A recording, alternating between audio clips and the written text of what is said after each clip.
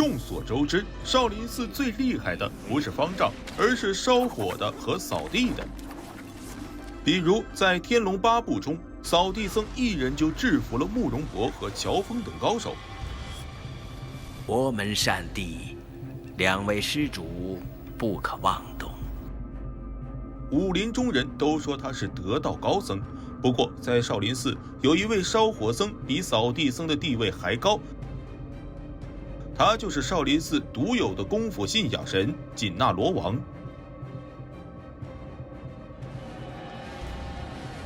传说在元朝末年，有一路红巾军杀到少林寺山门外，因为在那个年代寺庙一般都比较富裕，他们想要劫掠少林寺。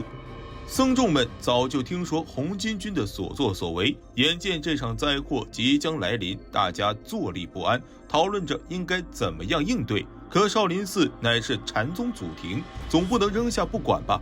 就在这危机时刻，只见一名老僧手拿一根烧火棍从斋堂里走了出来，大声说道：“诸位不必惊慌，对付红巾军，我自有御敌之法。”大家一看，说话的人只是少林寺斋堂里的一个烧火僧，他平时就在寺内烧火做饭，很少和别人讲话。空闲时，他也是一个人闭目打坐，大家连他叫什么都不知道。只见他独自冲入红巾军的军阵当中，如入无人之境。然而，红巾军随即组织起更多的人马杀过来。看到敌人的增援，他立马点燃了手中的木棍，化身成身高数十丈的巨人，站在山岗上，大呼一声：“吾乃紧那罗王也！”边说边挥舞着烧火棍，把烧火棍舞得密不透风，像一团大火球。红巾军看到这样的异象，大惊失色，落荒而逃。战后，他回到少林寺，把棍法传给了其他的僧人后，就悄悄地离开了。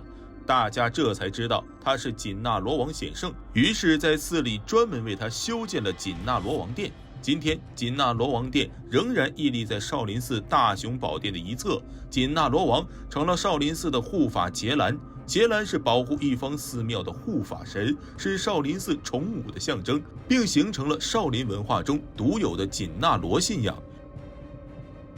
现在的少林寺白衣殿内还有壁画紧那罗王玉红巾，后世的少林僧人奉他为少林寺的功夫信仰神，称他为二贝爷。那么头贝爷是谁呢？一种说法是13棍僧旧唐王中的带头僧人，后来被李世民敕封为大将军僧的谭宗大师。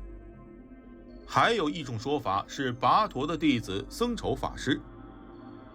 这一紧那罗王的形象有多经典呢？很多的影视剧作品都对这个形象有借鉴的地方，例如王晶版的《倚天屠龙记》当中，张无忌在武当山下遇到火攻头陀，就是原来少林寺的一个烧火僧。小金，他的功力好厉害！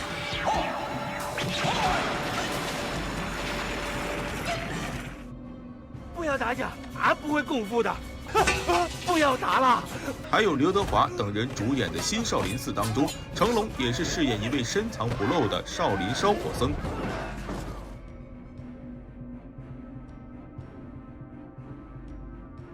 影视剧当中这么多喜欢用烧火僧来代指隐世不出的世外高人，很难说不是受到了紧那罗王这一形象的影响。那么说到这儿了，现实当中到底有没有这样一位烧火僧呢？紧那罗王是少林寺真实存在过的一位烧火僧人，他真实的名字叫做许那罗，河南偃师人。来到少林寺后，他一直在厨房干杂物活，平日里他蓬头垢面，赤裸着背，这副形象和活佛济公有一拼。但是这并不影响他学功夫，在少林寺的几十年，他跟着师兄弟们一起练功，刀枪剑戟等18般兵器样样精通，尤其擅长棍术，这可能和他常拎着烧火棍有关吧。力发于此，伤人不重；棍离心越远，劲力越强。紧那罗王被认为是少林棍法的创始人，历代烧火僧的武器大多都是棍。烧火僧为什么用棍来做武器？原因主要有3个。首先来说，烧火僧在寺里主要就是干烧火做饭的活儿，烧火棍是他们用来烧火的工具，自然是随身携带，使用起来也最方便。其次呢，僧人喜欢用棍，还和他们的生活环境有关系。少林寺地处嵩山深处，山里狼虫虎豹特别多，为了防身，使用棍做武器可以抵御猛兽的袭击。最后，少林寺作为佛家寺院，讲究以慈悲为怀，僧人在反击时不能用刀剑作为武器，这有违教规。于是僧人选择了杀伤力稍低一些的棍。少林宗旨也是匡扶正义的，退避即可，切莫杀生。在明朝的时候，少林僧兵带着棍去抗击倭寇，少林僧兵也常被人们叫做少林棍僧，少林棍法也由此名扬天下。紧那罗在少林文化中是护法神，但是在其他佛教寺院中又扮演着哪些身份呢？紧那罗原是印度神话中的小神，形象为半人半鸟或者人头马身，尤其擅长音律和舞蹈，被称为乐神、歌神。他是佛教中天龙八部护法神之一，所以大部分寺院的紧那罗也仅仅是当作天龙八部的一尊，并不单独建殿供奉。只有在少林寺才有单独为他建的紧那罗王殿。另外，观世音菩萨曾化身为紧那罗天，为观世音菩萨32应中的紧那罗应。